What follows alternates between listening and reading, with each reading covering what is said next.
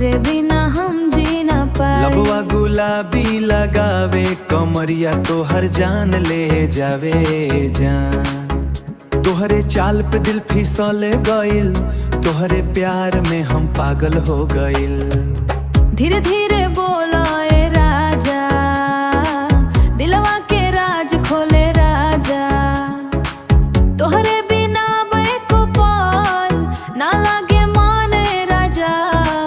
चुनरी लाल लालो धड़केला, तोहरा नजरिया के तीर सीधा जियरा में लागेला।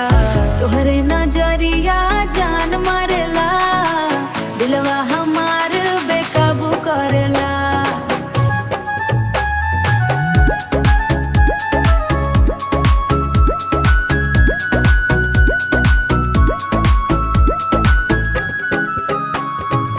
तोरा खातिर सज के आइल बानी, काजर लाली लगा के आइल बानी।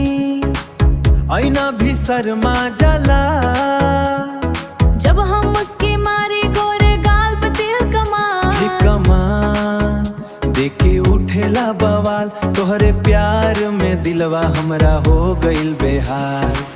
तोहरे नजरिया जान मारेला, दिलवा हमार बेकाबू करेला।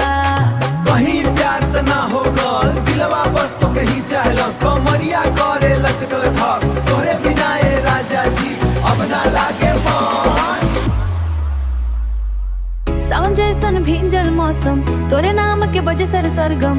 धीरे धीरे बढ़त बा प्यार, अब ना रही दिल में डर। तोरे बिना सुना लागे रात, तोरे बिना अधूरा हाजा। बाहों में भरला जान, कर दी दिलवा पराज। पायलिया छन छन बोले दिलवा, धीरे दुनिया बसाई। तोहरे प्यार के रंग में सजना हमरा मनवा डूबे।